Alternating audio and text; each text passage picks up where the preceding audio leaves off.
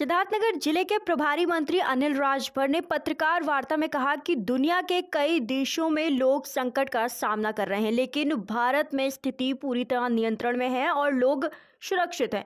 उन्होंने आश्वस्त किया कि वर्तमान में किसी भी प्रकार का कोई बड़ा संकट नहीं है और आने वाले समय के लिए सरकार ने पूरी तैयारी कर रखी है। उन्होंने कहा कि देश में कहीं भी गैस की कमी नहीं है और इस संबंध में फैल रही बातें महज अफवाह हैं।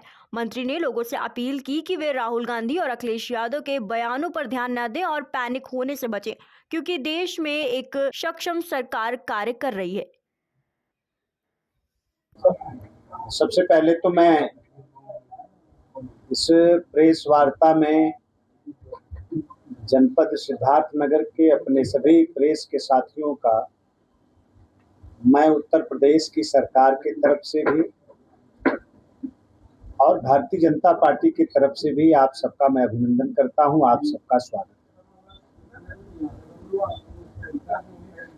सरकार ने अपने कार्यकाल का 9 वर्ष पूरा किया है और इस 9 वर्ष में जो नवनिर्माण की एक परिकल्पना है उसको चरितार्थ करने का जो काम हमारी सरकार ने किया है, आज उसकी प्रशंसा पूरे देश और दुनिया में हो रही है। विकास के 3 बड़े पैमाने होते हैं, एक परिवहन, दूसरा पावर, तीसरा कानून व्यवस्था। इस तीनों क्षेत्र में, परिवहन के क्षेत्र में आज हम देश के सबसे ज्यादा एक्सप्रेसवे वाले प्रदेश हैं, सबसे ज्यादा एयरपोर्ट उत्तर प्रदेश में आज संचालित है, सबसे ज्यादा एयरपोर्ट वाले प्रदेश हैं। चाहे राष्ट्रीय एयरपोर्ट हो चाहे अंतर्राष्ट्रीय, दोनों में ही हम देश में नंबर 1 हैं। जो उत्तर प्रदेश की पहचान एक लैंडलॉक की थी, इस पहचान को भी बदलने का उत्तर प्रदेश की सरकार ने माननीय प्रधानमंत्री जी के मार्गदर्शन में पूरा किया है। जल मार्ग के विकल्प पर भी सरकार ने पूरी शिद्दत के साथ काम किया है। बनारस से लेकर हल्दिया पोर्ट तक आज जलमार्ग के माध्यम से व्यापार को सुनिश्चित करने का काम हमारी सरकार ने किया है। तो कनेक्टिविटी का जहां तक सवाल है और कनेक्टिविटी को लेकर जो काम किया है, परिवहन को लेकर जो सरकार ने काम किया है, आज उसका परिणाम हम सब लोगों के सामने है। ऊर्जा के क्षेत्र में भी आज जो निवेशक उत्तर प्रदेश के प्रति जो आकर्षित हैं और देश में जो सबसे ज्यादा निवेश प्रस्ताव हमको मिल रहे हैं, उसमें ऊर्जा भी एक बहुत बड़ा कारण है। पावर की उपलब्धता आज उत्तर प्रदेश में किसी से छुपी नहीं है, आज वो भरपूर है। और कानून व्यवस्था जो मेंटेन करने का काम आज उत्तर प्रदेश की योगी जी की सरकार ने किया है, वो आज पूरी तरीके से गेम चेंजर बन गया है। उत्तर प्रदेश की कानून व्यवस्था के कारण ही आज देश और दुनिया के निवेशक आज उनका प्रिय डेस्टिनेशन जो बना हुआ है, आज वो उत्तर प्रदेश बना हुआ है। जिस पूर्वांचल में कभी निवेशक देखना भी नहीं पसंद करता रहा होगा, आज उस पूर्वांचल के अंदर भी, बनारस आप छोड़ दें, गाजीपुर, मऊ, आजमगढ़ जैसे जनपदों में भी आज निवेश प्रस्ताव हम लोगों को मिल रहे हैं।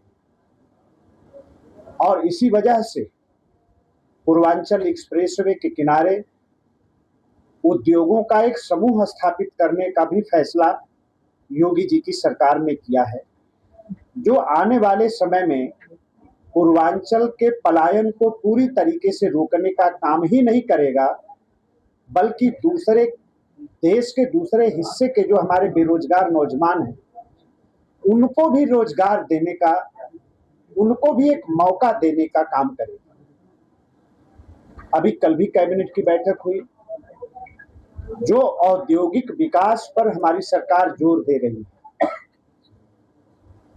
जिसके वजह से आज रोजगार का निर्माण हो रहा है। इसने हमारे युवा शक्ति को नई ऊर्जा के साथ पूरी तरीके से भर दिया है। आज उत्तर प्रदेश का नौजवान, उनका मनोबल पूरी तरीके से बढ़ा हुआ है। आज उत्तर प्रदेश के नौजवानों की जो बेरोजगारी की समस्या है, उसके समाधान के लिए देश ही नहीं बल्कि दुनिया में उनके लिए कहाँ मौका है, उस पर भी हम काम कर रहे हैं।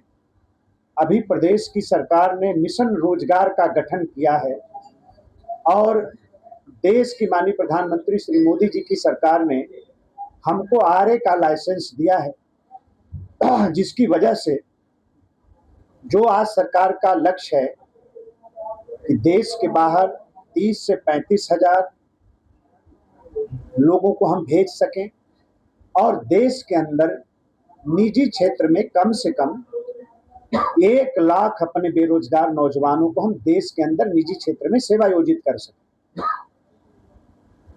इस पर हमें बहुत बड़ी सफलता मिल रही है। आज हमारे मैन पावर की डिमांड आज पूरे यूरोप में है, गल्फ कंट्री में है और बहुत बड़ा ये अवसर है। इस अवसर को हम सब लोगों ने, प्रदेश की सरकार ने समझा है और उत्तर प्रदेश के नौजवानों के लिए एक बेहतर विकल्प तैयार किया है। पिछले 8 साल में हमारी सरकार ने 8.5 लाख बेरोजगार नौजवानों हमने तो सिर्फ सरकारी नौकरी दिया है और 14 लाख से ज्यादा बेरोजगार नौजवानों को हमने निजी क्षेत्र में सेवायोजित कराया है। 3 करोड़ बेरोजगार नौजवानों को हमने स्वरोजगार से जोड़ने का काम किया, जिसका परिणाम है कि आज उत्तर प्रदेश का बेरोजगारी दर सबसे न्यूनतम स्तर पर है और जो एक बेहतर वातावरण का निर्माण उत्तर प्रदेश में हुआ है, उसका जो परिणाम है आप सबको बताते हुए मुझे बड़ा संतोष है।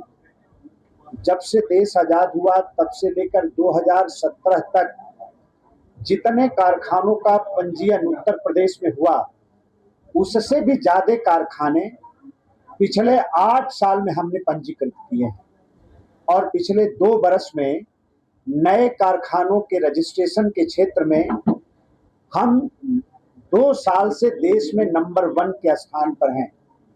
हमने पीछे किसको छोड़ा? महाराष्ट्र को हमने पीछे छोड़ा, तमिलनाडु को हमने पीछे छोड़ा, गुजरात को हमने पीछे छोड़ा।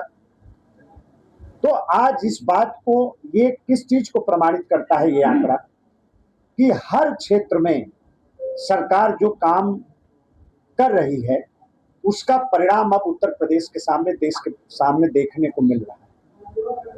अभी गेहूं की खरीद की बात भी कल कैबिनेट में आई है।